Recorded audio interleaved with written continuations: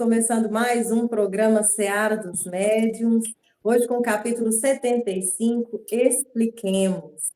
Então, vamos dar as boas-vindas para os nossos participantes, para os integrantes desse trabalho. Seja bem-vindo, Luiz Gonzaga. Obrigado, Etienne, pela recepção calorosa e amorosa de todos, Minelli, Ádia, Cláudio, Tâmara. Então, que Jesus nos abençoe esse momento aí de estudos, né? Assim seja, a gratidão é toda nossa de ter você nesse time, né? Agora fixo com a gente. Seja bem-vinda, Ábia. Obrigada. Como sempre, é um prazer estar aqui com vocês. Bom demais. Vamos que vamos. Vamos que vamos, amigo. O prazer é todo nosso. Tá aí nossa querida Ábia, provando que a distância não é obstáculo, né, amiga? Estamos juntos. Gratidão ter você aqui com a gente. Obrigada. Seja bem-vindo, João. Eu agradeço a oportunidade de trabalhar com vocês. É sempre algo novo que surge e são novos aprendizados, né? Então, obrigado pela convivência. Gratidão é toda nossa de ter você, nosso idealizador, diretor, que motiva e leva a gente para frente a cada semana. Gratidão. Quero agradecer também a presença do Cláudio, que está aqui sempre com a gente nos bastidores, e da Tâmara também, que está presente hoje, nos assistindo, participando dos bastidores e futuramente aqui com a gente, se Deus abençoar, né? Vamos começar então? Como é de praxe, no programa Seara dos Médios, a gente sempre começa com o Flash Talk. O Flash Talk é uma questão tirada do livro Qualidade na Prática Mediúnica, e hoje nós estamos entrando na parte de dúvidas, na questão de número 56. E quem vai responder para a gente é o João. Está preparado, João? Vamos tentar, né? Começando então, é uma questão que arremeta assim a dúvida de muitos trabalhadores da área mediúnica, tá?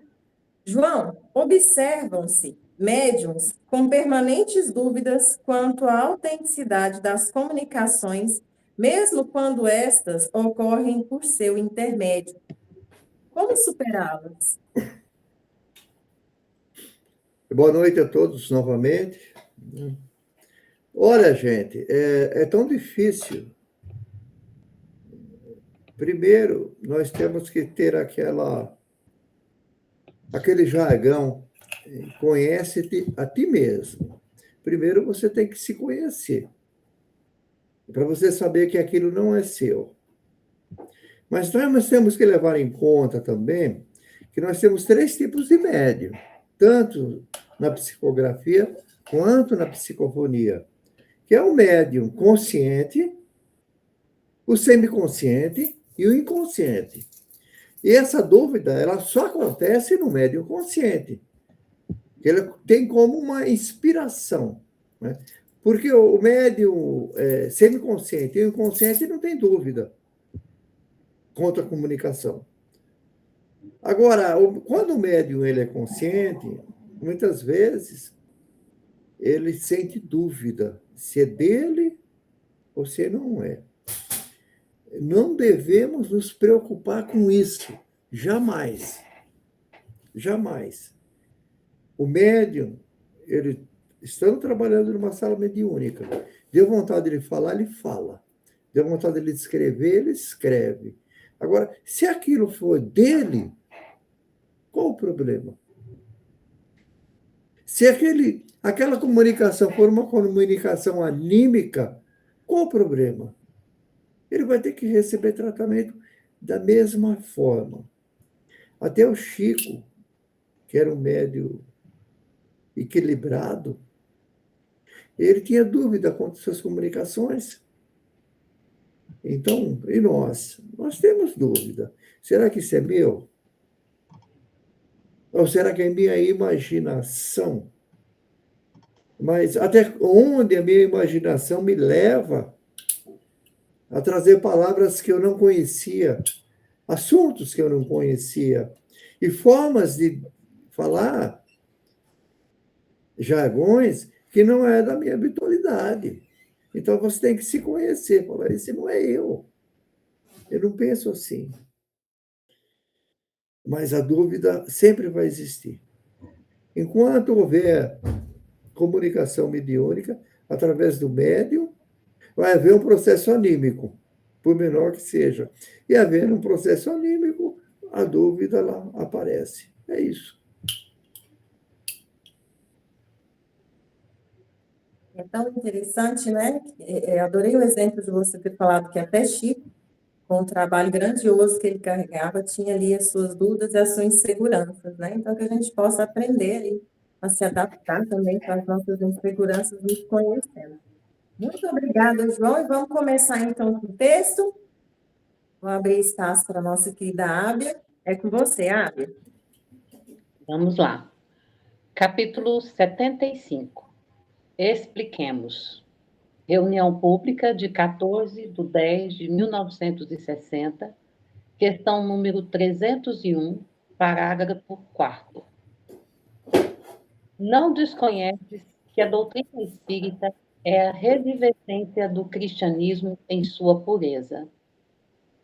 Nos primeiros tempos do Evangelho, os apóstolos da ideia edificante eram os médiuns da Boa Nova, espalhando-lhe os ensinos. Hoje, o Espiritismo é a palavra que os complementa. Disse Jesus: necessário vós é nascer de novo. Apontemos que o Mestre não se refere apenas ao renascimento simbólico pela atitude, valioso, mas insuficiente, e sim à reencarnação, em que o espírito se aprimora de corpo em corpo.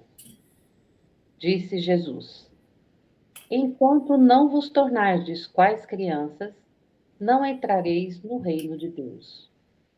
Esclareçamos que o Mestre não aprova a inexperiência, e sim nos convida à simplicidade, a flui de que possamos viver sem tabus e sem artifícios.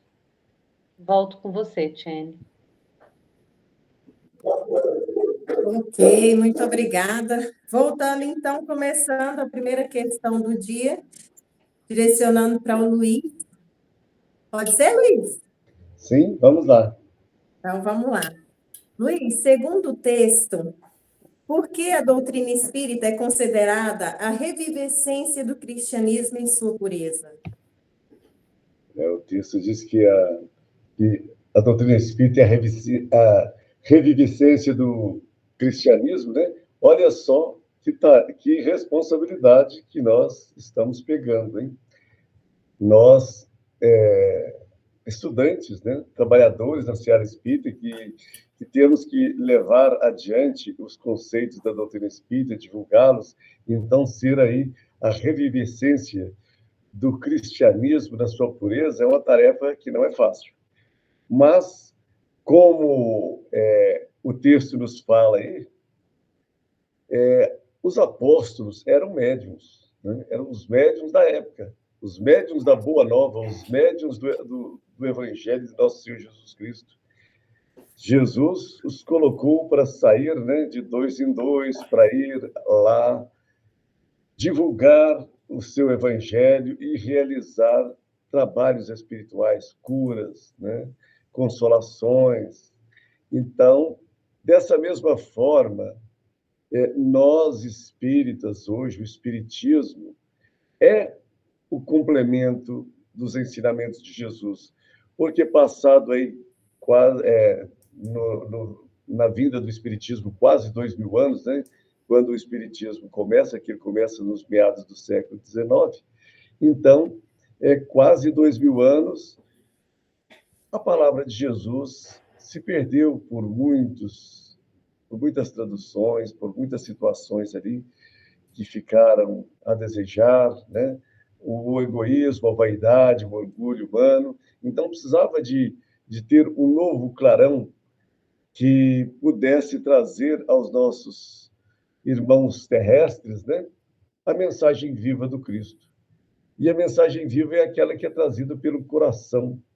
Então, os médiuns, né, espíritas, e todos nós o somos, precisamos reviver esse cristianismo trazendo aí essa pureza dos primeiros tempos, né?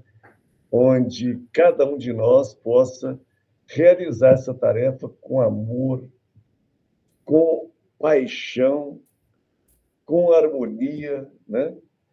E isso, então, complementa os ensinamentos de Jesus, porque hoje a humanidade já desenvolveu mais a sua mente, a sua psique e consegue compreender melhor aqueles ensinamentos. Então é natural que tivesse meios para que os ensinos de Jesus voltasse, né, a, a ser divulgado para a humanidade, e o Espiritismo foi, como já o próprio Cristo disse, né, que enviaria um consolador que faria relembrar e reviver tudo aquilo que ele disse. Então, a doutrina espírita é esse consolador prometido por Jesus, né? Então, como foi esperado, né? Esse Consolador prometido. Chegando aí só no finalzinho do meio para o final do século XIX. Graças a Deus abraçamos aí, que possamos abraçar de coração aberto, né? Essa missão. João, você gostaria de complementar a fala do Luiz? É muito pouco, Etienne. A pergunta por que a doutrina espírita é considerada a revivência do cristianismo em sua pureza? Você reviver o cristianismo. Porque a doutrina espírita estuda o evangelho de Jesus, lá na sua fonte. E durante esses 2000 anos, houve muita distorção do cristianismo. Muita distorção pela igreja. A igreja foi transformando, igual você falou, na Idade Média era o terceiro poder, era a igreja. Se não o primeiro, né? Se não o primeiro. A igreja, ela desvirtuou tanto com a venda das indulgências, com as cruzadas, com a Inquisição, né? Com a evangelização dos índios pela Companhia de Jesus. Então, a evangelização dos escravos, né? A igreja foi desvirtuando. Então, nós temos que reviver o cristianismo lá na sua pureza, sem dogmas. Sem dogmas. E a doutrina espírita, ela nos completa dessa forma. Ela nos traz o cristianismo na sua pureza, na sua essência. É isso que nós precisamos. É isso que Kardec nos trouxe. Essa maravilha que é viver o cristianismo como se vivia há 2000 anos atrás. É isso. Muito bom, que assim seja, que possamos compreender o tesouro que temos nas mãos. Vamos voltar para o texto, então? Chamando a nossa canarinha. É com você, Ábia. Disse Jesus: Considerai os lírios do campo, que não fiam e nem tecem. E, entretanto, Salomão, com toda a sua glória, jamais conseguiu vestir-se como um deles. Registremos que o mestre não apoia a preguiça em nome da fé, e sim dá ênfase justa ao dever cumprido, no qual ninguém precisa assaltar os recursos dos outros, a pretexto de garantir a própria felicidade. Porquanto, o lírio do campo, onde medre, atende à função que lhe cabe na economia da natureza. Disse Jesus: Quem se humilhar será exaltado. Anotemos que o mestre não encoraja os que se fazem de tolos para senhorear o melhor quinhão na mesa do oportunismo, e sim estimula o que se sustentam leais à reta consciência, prosseguindo, sem perturbar os próprios irmãos, no labor que a providência divina lhes concede realizar. Com você, Ti. Obrigada, Ábia. Voltando, então, para a nossa segunda questão do dia. Começando agora com o João, que já estava com a palavra, né, João? Sim. O que Jesus quis dizer com a expressão necessário vos é nascer de novo, segundo a interpretação espírita? Olha, ele está dizendo aí, mostrando para nós, que esse nascer de novo, lá no próprio texto, não é um renascimento simbólico pela atitude de nascimento. É a reencarnação. Porque somente a reencarnação nos mostra a justiça divina, nos traz a justiça divina. Somente através da reencarnação. Você não consegue ter uma justiça a não ser baseado nesses parâmetros reencarnacionistas. Por quê? Porque como que você explicaria uma criança que não deve, ela é pura, que ela nasce com problemas, defeituosa, com problemas psiquiátricos? Então, isso só se justifica com o nascer de novo. E cada nascimento, você vai aprimorando o seu espírito, aprendendo e crescendo e chegando mais perto da fonte. A fonte é Deus. E de Deus até nós temos uma gama finita, podemos dizer até infinita, né? de campos vibracionais, estações vibracionais, que se forma como se fosse vamos dizer assim, não uma laranja, mas uma cebola. E Deus, seu centro. Nós estamos ainda bem distantes de Deus, mas a cada evolução do espírito, a gente vai subindo um degrau nessa camada vibracional, até chegar à fonte. Eu disse para você finita ou infinita, porque nós não temos ainda a consciência, o ser humano ainda não consegue definir se nós chegaremos à fonte ou não. Se essa fonte é alcançável ou algo inalcançável. Nós não sabemos disso. Então, nós não podemos dizer, mas quando Jesus disse a Nicodemos que precisava nascer de novo, e Nicodemos, mas como eu vou nascer de novo? Como que eu vou entrar no ventre da minha mãe? E Jesus disse, se você não sabe as coisas da carne, como que você vai saber as coisas do Espírito? Se você é um mestre da lei e não tem conhecimento, como eu posso te explicar isso? O Espírito vem do Espírito, a carne vem da carne. Então, Jesus já deixou claro para nós que nós precisamos nascer de novo para entrar no reino dos céus. Que reino é esse? É o nosso ápice de moralidade. E para que a gente chegue nesse ápice de moralidade, nós temos que ir crescendo de encarnação em encarnação. É isso. Essa dor, né, que a gente vivencia, dor não, provação e expiação, que é o que vai lapidando a gente, né? É importante a gente entender que o que faz crescer é o processo, né? Não é chegar lá que vai fazer a gente crescer, não. Luiz, você gostaria de complementar a fala do João?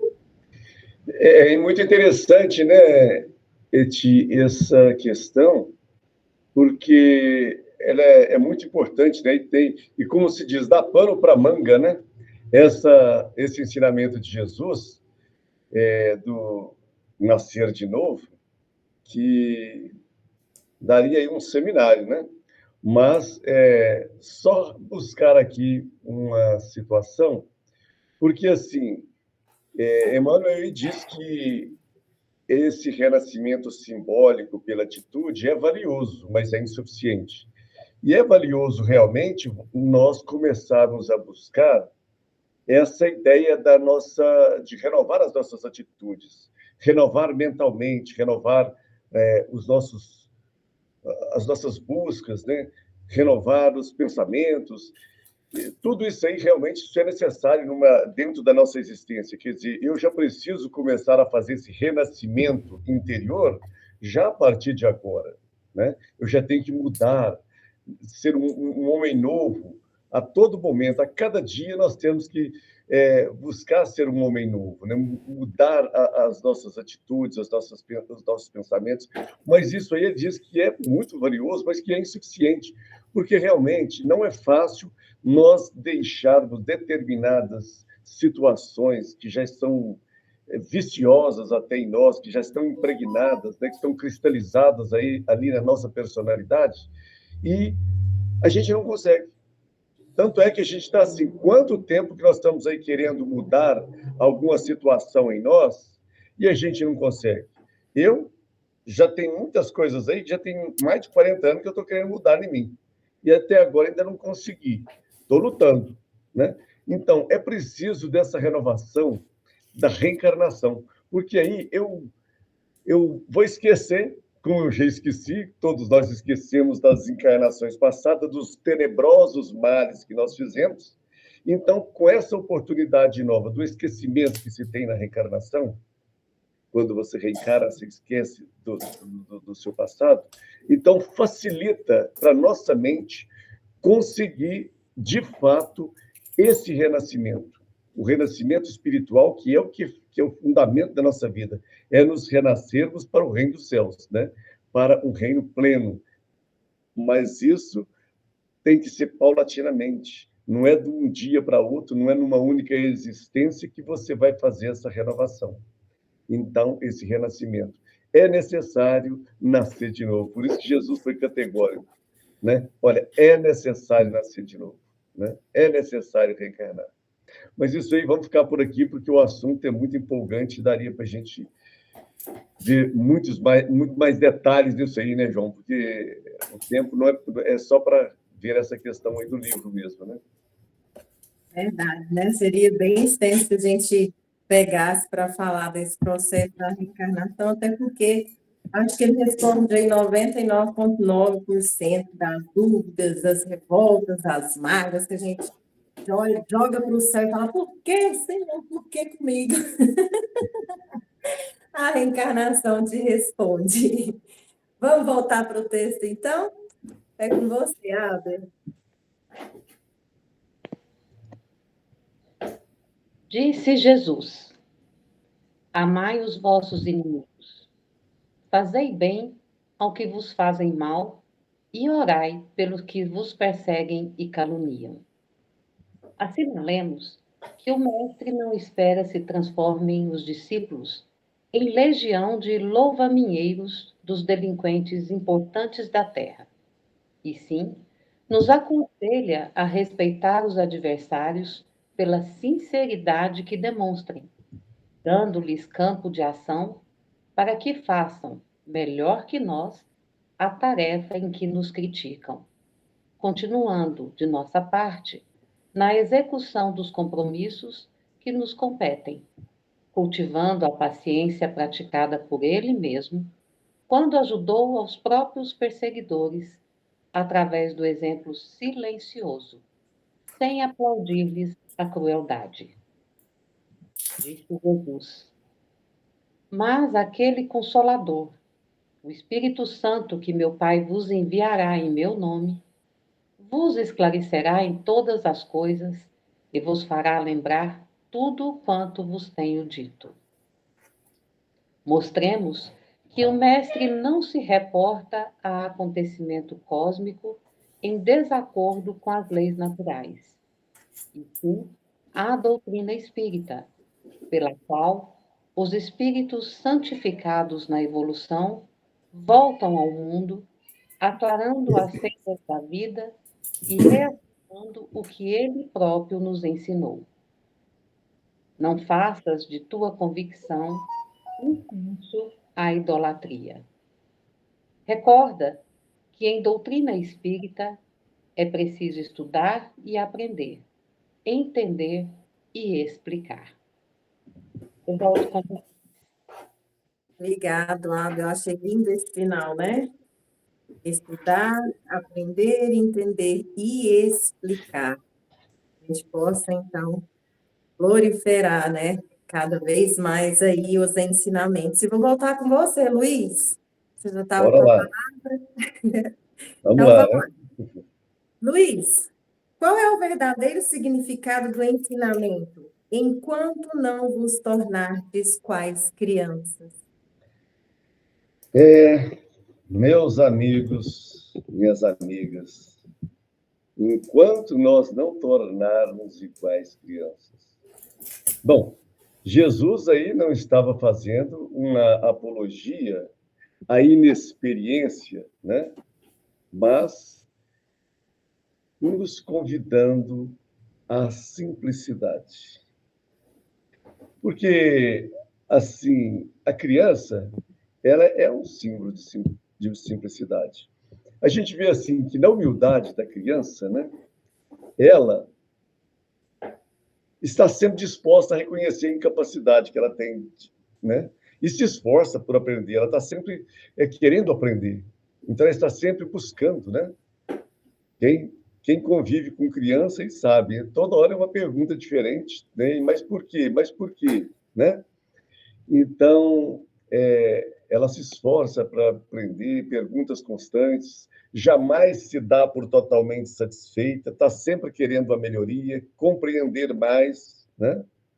E nos deixa, às vezes, em situações difíceis, porque não conseguimos responder a todas as questões delas, né? Então, essa humildade de reconhecer, de mostrar que não conhece, que quer saber e que quer perguntar, né? Também aliada ao amor, né? Que se prontifica sempre em perdoar e a esquecer as ofensas. Você pode ver que a criança, às vezes, briga com ela, chama atenção e tal, dali a pouco, ela já está de novo lá, meiga, carinhosa, buscando a companhia, né? Aquele momento de raiva, de rancor e tal, passa rápido, né? Então, ela se prontifica a perdoar, a esquecer as ofensas. Então, esse é um exemplo de por que Jesus pega a criança como exemplo, né? Outra coisa interessante que a criança tem, e que é por isso que Jesus disse que é para a gente ficar parecido com elas, elas não desistem. Elas vencem o adulto pelo cansaço. Então, a perseverança, né? E Jesus já disse, né? Aquele que perseverar até o fim será salvo. Então, por que é que a pessoa que tem a perseverança não vai atingir esse reino dos céus, né? Outra coisa, inocência. A criança, ela traz, assim, dentro de si, uma condição de inocência muito grande.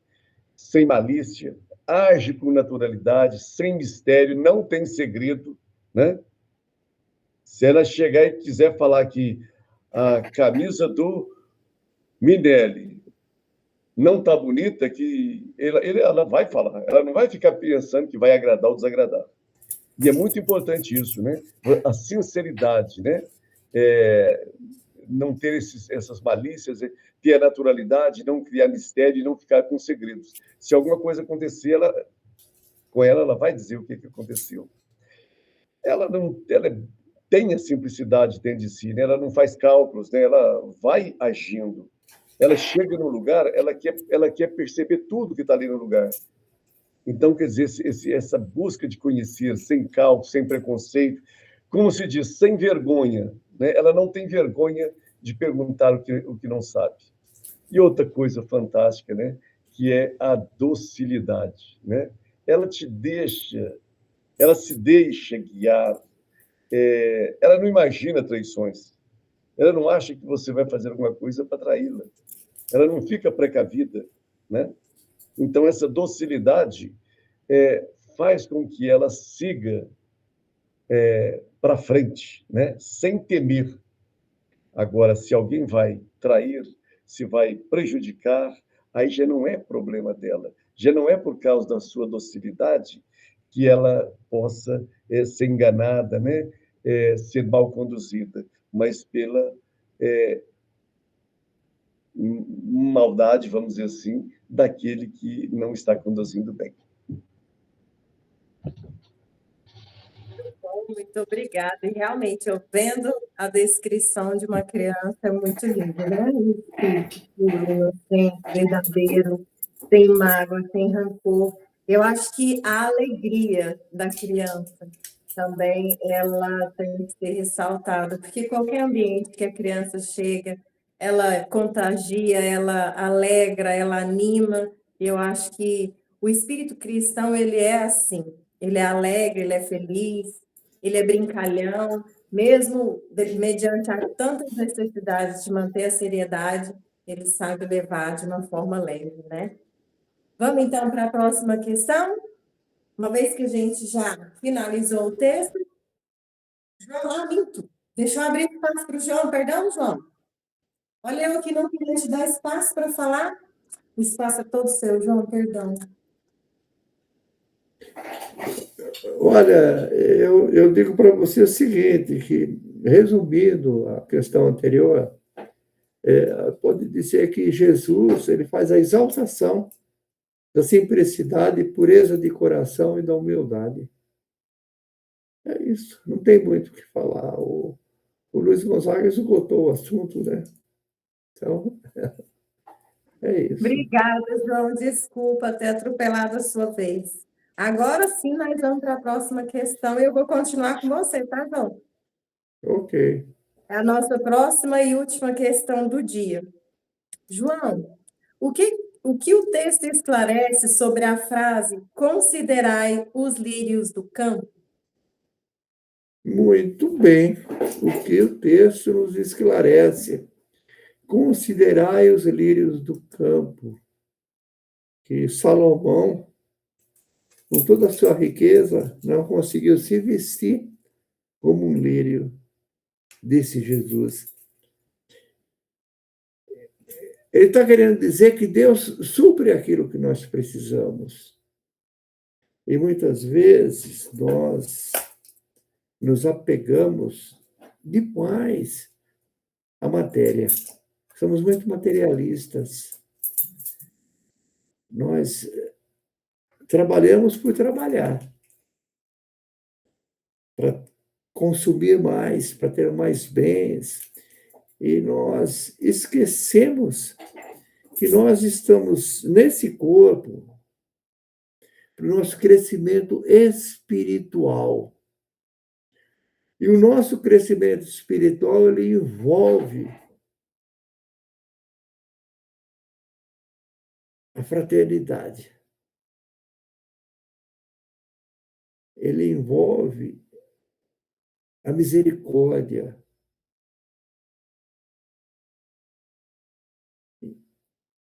Então, o que que nós precisamos? Nós precisamos cuidar mais do espírito. O corpo, nós temos que é necessário o trabalho. É a lei do trabalho que nós temos lá no livro dos Espíritos. É a lei do trabalho. Nós precisamos trabalhar. Mas existe tempo de trabalho e tempo religioso. Nós temos tempo para cuidar do corpo e tempo para cuidar da alma.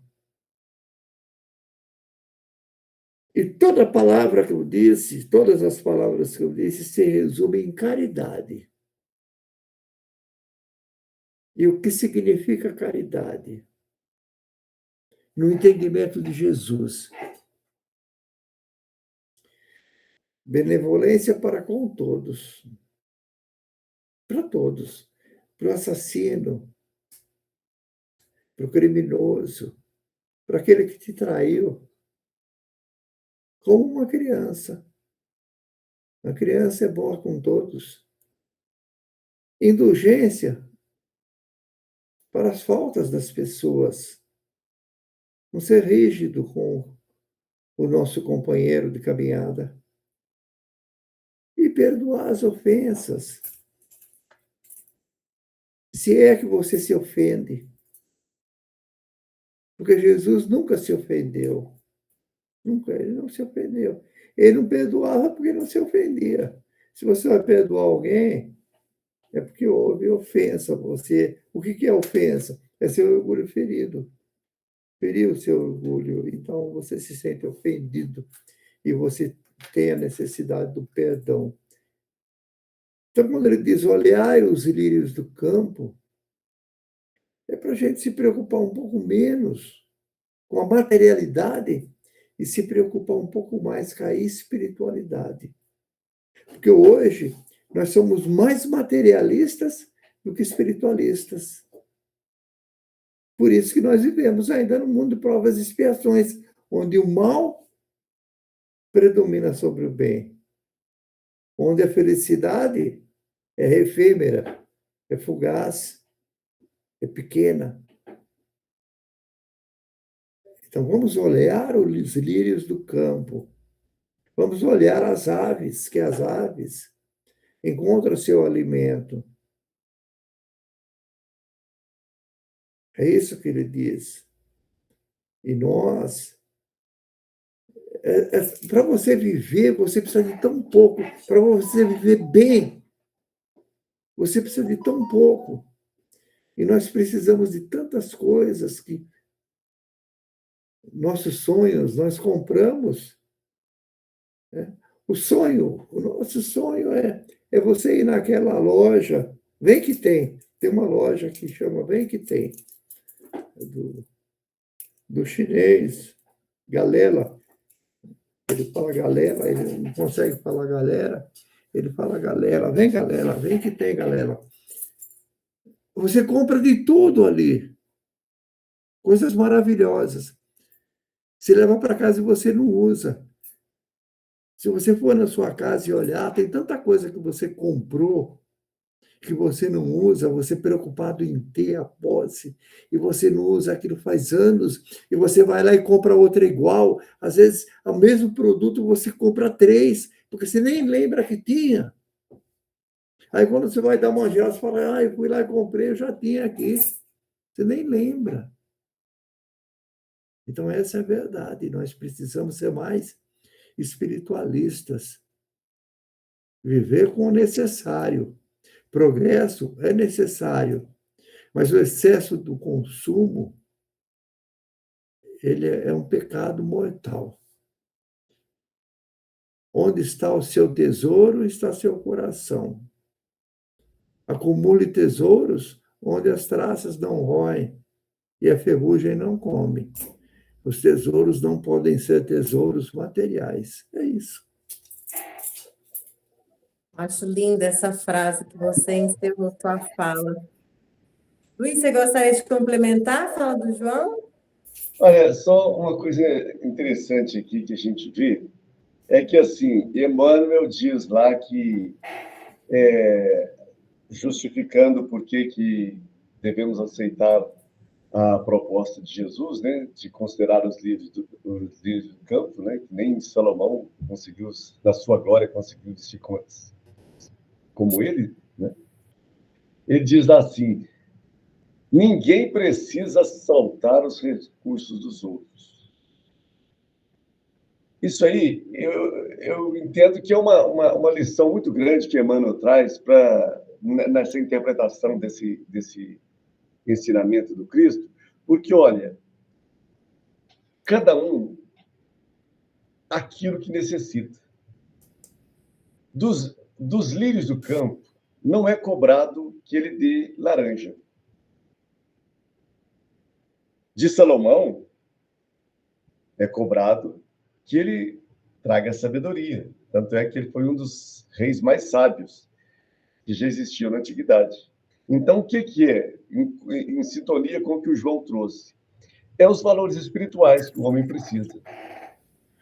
Então, quer dizer que essa veste, ou aquilo que nós necessitamos para realizar as nossas tarefas, para fazer o que nós precisamos fazer, o que nós viemos fazer aqui na Terra, qual que é a minha destinação aqui na Terra, o que eu vim fazer aqui, a providência divina nos dá tudo aquilo que a gente precisa. Então, nós não precisamos de tanta coisa, de tantas preocupações, de buscar o supérfluo.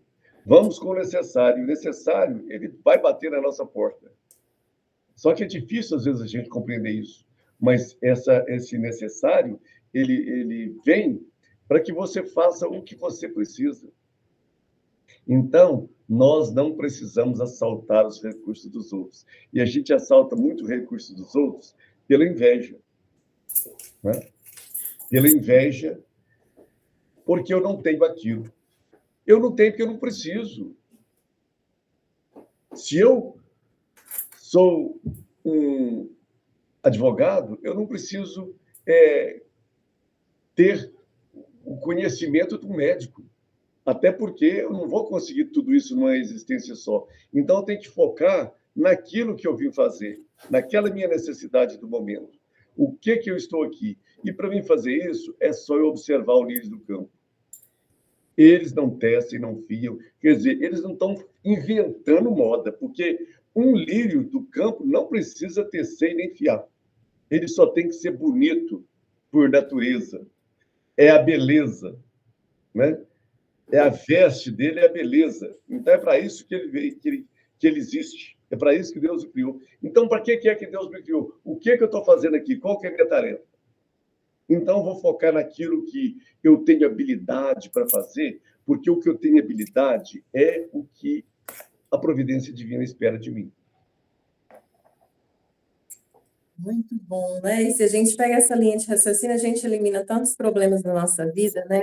A gente prioriza o que a gente tem talento, o que a gente tem habilidade, o que a gente veio para fazer, a gente segue no campo da profissão, e não é trabalho, né? Se torna um prazer, aí o trabalho já não dá trabalho, te traz alegria, e vai alimentando a sua alma, melhorando aí também as doenças mentais que alimenta, infelizmente, das escolhas errôneas que fazemos às vezes, né? Muito bom, Luiz, gostei muito da sua resposta.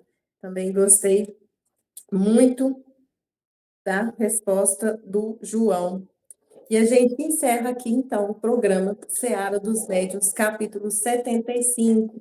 E na semana que vem a gente volta com o capítulo 76, Imã.